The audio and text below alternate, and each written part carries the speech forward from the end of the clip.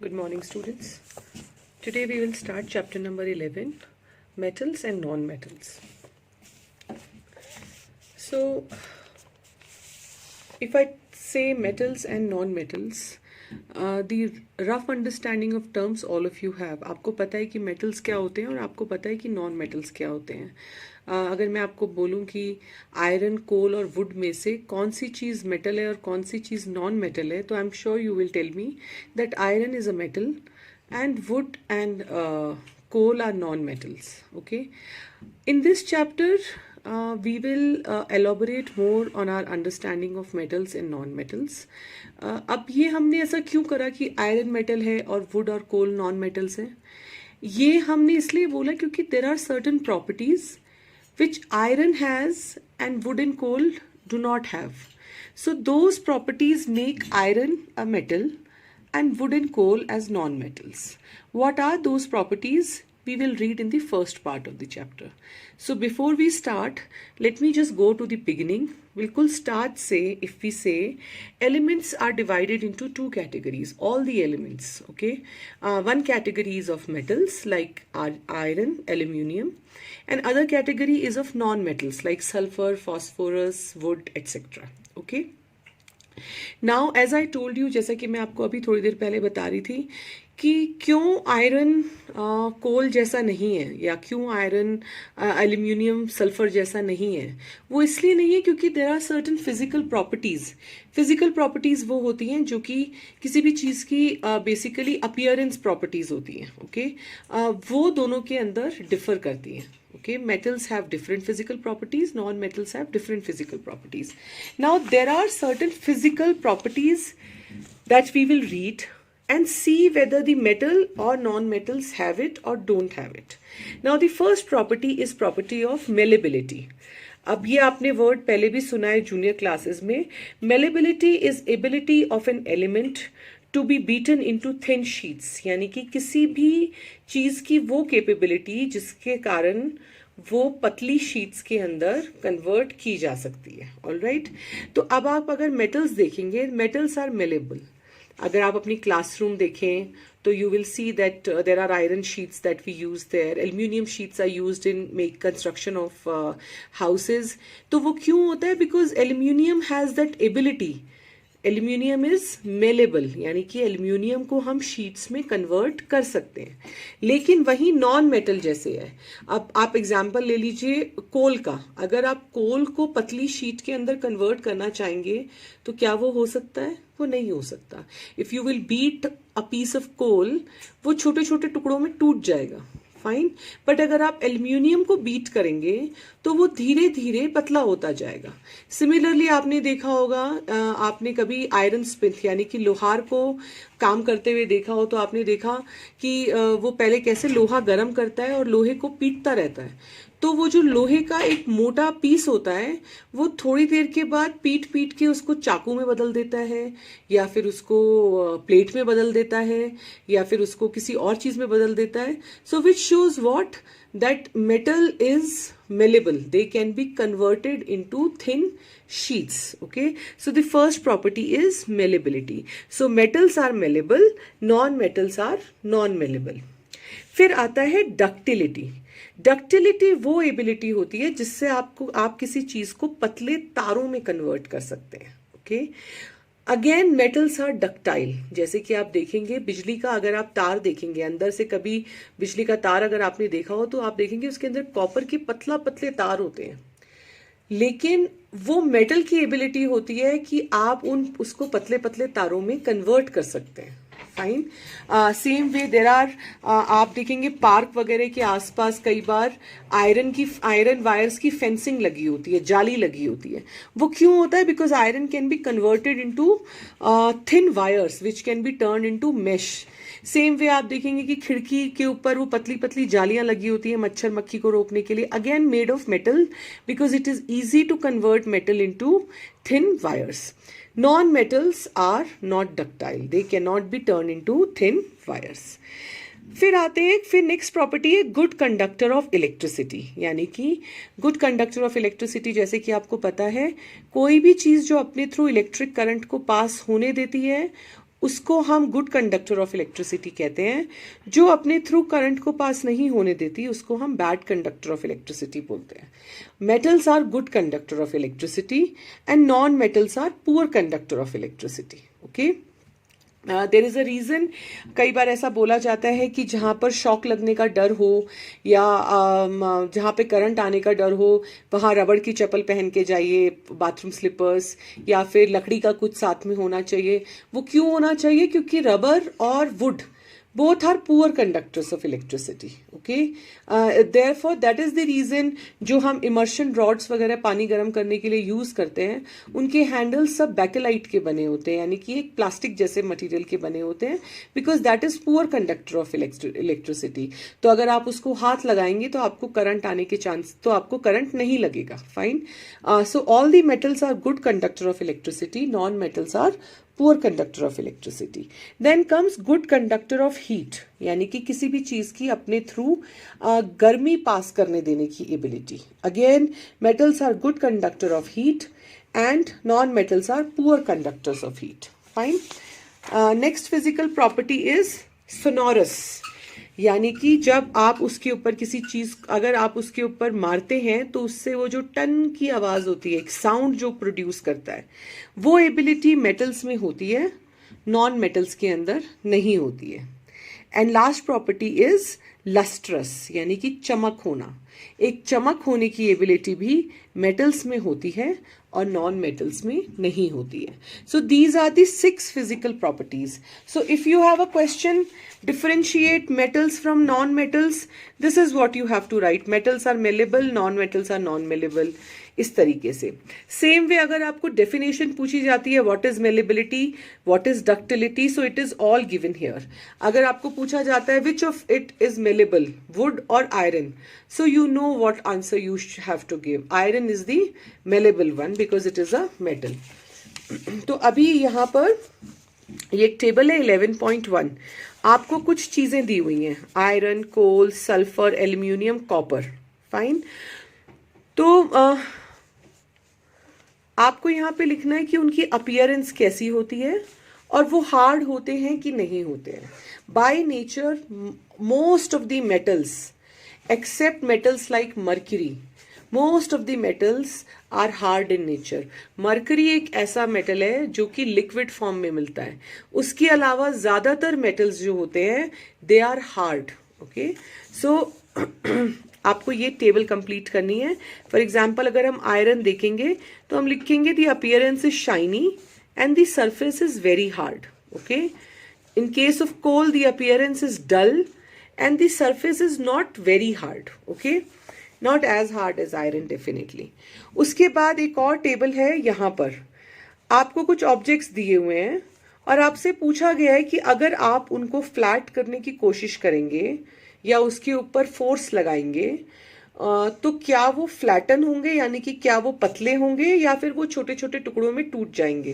पहली चीज है iron nail.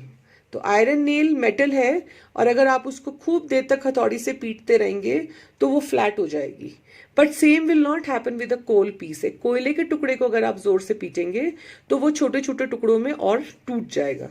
So this table also you have to finish. Fine. So these were the physical properties that we did of what are the physical properties and how they apply on metals and non-metals. Now let's see some examples. Okay, आपको सबके examples आने चाहिए। अब जैसे first है malleable. तो metals like iron, aluminium are malleable, पर इसमें कुछ एक्सेप्शंस हैं, जैसे कि metals like sodium and potassium. वो मेटल्स होते हैं लेकिन इतने सॉफ्ट होते हैं कि उनको आप नाइफ की हेल्प से काट सकते हैं। Okay, same is not true for a metal like aluminium और iron, but it is true for metals like sodium and potassium. तो there are always exceptions. Okay, non malleable elements होते हैं जैसे कि कोल है, लेड है, सल्फर है, they are all non metals और वो बहुत आसानी से टूट जाते हैं। तो जो चीज आसानी से टूट जाती है और मेलेबल नहीं होती उसको हम ब्रिटल कहते हैं। ब्रिटल का मतलब होता है कोई भी चीज जो कि छोटे छोटे टुकड़ों में टूट सकती है। तो ये नॉन मेटल्स जो होते हैं जनरली ब्रिटल होते हैं, यानी कि अगर आप उनको तोड़ने की कोशिश करेंगे तो बजाय कि वो पतली पतली तार में या शीट में कन्वर्ट होने के, they break into small pieces. However there again is an exception, यानी कि एक अपवाद इसमें भी है. For example, diamond is a non metal but it is one of the hardest known elements found in nature. Okay, तो diamond non metal है पर फिर भी बहुत हार्ड है. पोटेशियम और सोडियम, मर्क्यूरी मेटल्स हैं लेकिन फिर भी सॉफ्ट है. तो एक्सेप्शंस भी याद आपको होनी चाहिए और आपको एग्जाम्पल्स भी याद होने चाहिए. ओके, उसके अलावा है डक्टाइल, यानी कि कौन सी चीजें तारों में कन्वर्ट की जा सकती हैं और कौन सी नहीं की जा सकती. तो metals like gold, silver, copper, ये बहुत आसानी से तार में कन्वर्ट हो सकते हैं. देर इज अ रीजन कि इनकी ज्वेलरी गोल्ड और सिल्वर की इसलिए बनती है क्योंकि उनको शेप देना बहुत आसान होता है. लेकिन अगेन एक्सेप्शन क्या है, मर्क्यूरी है, हमने पहले पढ़ा सोडियम है, पोटेशियम है, ये जो होते हैं ये बहुत सॉफ्ट होते हैं. मर्क्यूरी तो बिल्कुल लिक्विड होता है, that is why it is used in thermometers. So metals like mercury are liquid in form and they can not be turn into wire. Then non ductile elements like hydrogen, oxygen, coal, wood, they are all examples of non-ductile elements. फिर आते हैं good conductors of electricity, metal like copper. और क्योंकि वो good conductor of electricity है इसीलिए वो बिजली की तार बनाने में यूज होता है. तो if there is a question, why is copper used in making electricity wires? Because it is a good conductor of electricity. Okay, then there are bad conductors of electricity like wood, plastic, rubber, etc. So if there is a question कि आपके जो बिजली का सामान होता है, जैसे कि आपने देखा होगा कई बार इलेक्ट्रिशियन घर पे आते हैं और वो स्क्रू ड्राइवर्स यूज करते हैं या फिर वो इलेक्ट्रिसिटी टेस्टर यूज करते हैं, उन सब के जो हैंडल होते हैं वो रबर के या प्लास्टिक के बने होते हैं. ड्रिल मशीन्स जो होती हैं उनके भी जो हैंडल्स होते हैं रबर या प्लास्टिक के बने होते हैं. वो इसलिए बने होते हैं क्योंकि rubber, plastic etcetera are poor conductors of electricity. तो अगर हैंडल उनका बना होगा तो इलेक्ट्रिक शॉक लगने का एक आपको सेफ्टी रहती है. Okay, so this is how you have to answer why a handle of a drill machine is made of rubber. Because rubber is a poor conductor of electricity and therefore anybody handling the drill machine will not get an electric shock if the handle is made of if the drill is made of plastic or rubber. Okay, फिर आते हैं good conductors of heat. Iron है, aluminium है. आपने देखा कि जब kitchen में ही देख लीजिए, मम्मी खाना बनाती होंगी तो कुछ बर्तन एल्यूमिनियम की कढ़ाई होगी, पतीला होगा. उसी तरीके से कई घरों में लोहे की कढ़ाई वगैरह भी यूज होती है. क्यों यूज होती है? क्योंकि जब हम उनको गैस पे रखते हैं और उन पे आग लगती है तो वो मेटल की क्वालिटी होती है, उस मेटल की क्वालिटी कि वो उस हीट को एब्जॉर्ब करता है. क्यों एब्जॉर्ब करता है? Because it is a good conductor of heat. Fine, but we do not make food in wooden utensils क्योंकि wood is a poor conductor of heat. अगर आप उसको रखेंगे तो it will not absorb heat and at the same time it will burn also. Same way आप देखेंगे कि जो आपके घर में कई बर्तन होते हैं उनके जो ढक्कन वगैरह होते हैं उसके ऊपर प्लास्टिक या लकड़ी का वो लगा होता है, कोट लगा होता है. वो इसलिए लगा होता है क्योंकि जब हम अगर एक कढ़ाई का ढक्कन है और उसका जो ऊपर का लिड है उसके ऊपर छोटा सा एक वुडन हैंडल लगा हुआ है, तो अगर आपको खाना बनते हुए देखना है कि बना है कि नहीं बना है तो आप आसानी से उसको उठा लेंगे क्योंकि पूरी कढ़ाई गर्म होगी लेकिन वो हैंडल वहां से गर्म नहीं होगा. क्यों नहीं गर्म होगा? क्योंकि वो हैंडल लकड़ी का बना हुआ है और लकड़ी एक पुअर कंडक्टर ऑफ हीट होती है. सेम वे बहुत सारे बर्तन होते हैं जिनके उठाने के हैंडल्स जो होते हैं वो वुडन होते हैं फॉर द सेम रीजन कि अगर वो बर्तन गर्म है तो जब आप उसको उठाएं तो आपके हाथ ना जलें क्योंकि लकड़ी is a poor conductor of heat. Fine. Then sonorous.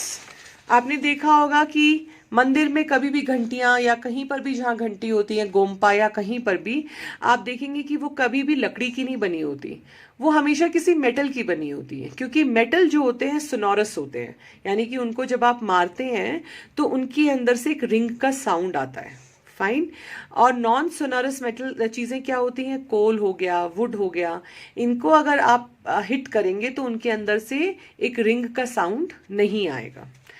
फिर आता है लस्ट्रस यानी कि चमक होना.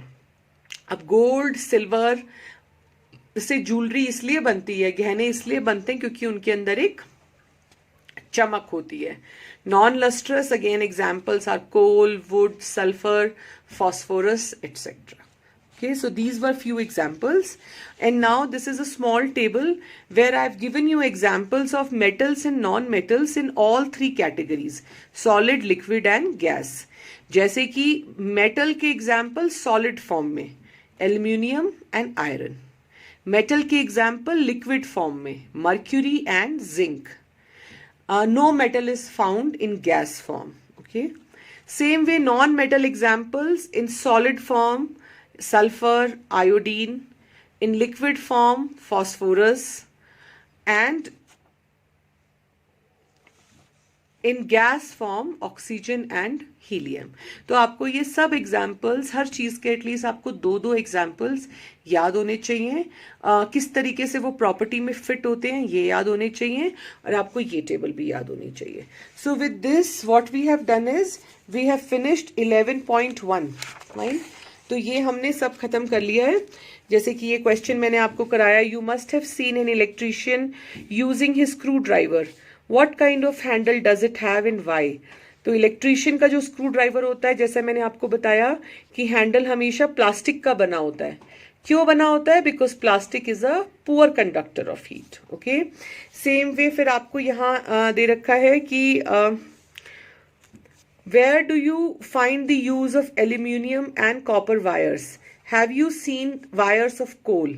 Definitely not. So where do we see use of aluminium and copper wires? We see them in electric equipment, electricity wires, और इन सब में हम उनका use देखते हैं. क्यों देखते हैं? Because they are good conductor of heats. Why do we not see wires of coal? Because first of all, coal is not ductile. Coal को आप wires में convert कर ही नहीं सकते. And second चीज, coal is not a good conductor of electricity. Fine. फिर आपने देखा होगा कि have you ever noticed the difference in sound on dropping an iron sheet or a plate, a metal coin and a piece of coal on floor? आप तीनों चीजें गिराइए, आप देखिए किसका आवाज आएगा. वो प्रॉपर्टी कौन सी होती है? सोनोरस, यानी कि किससे आवाज आती है. अगर आप एक आयरन की प्लेट गिराएंगे, एक सिक्का गिराएंगे और एक कोयले का पीस गिराएंगे, तो यू नो कि आवाज किस में से आएगी. ओके, जिनमें से आएगी, that means they are sonorous and they are metals. Okay, have you seen wooden bells in temples? Can you give reasons? No, we don't see wooden bells in temples because wood is a non-metal and is not sonorous, yani ki it does not produce sound. So that is the reason. Things made of metal produce ringing sound when struck hard. This property is called being sonorous. तो हमने क्या पढ़ा? That metals are hard, metals are lustrous, they are malleable, ductile, sonorous and good conductors of heat and electricity. And non-metals are exactly opposite of this.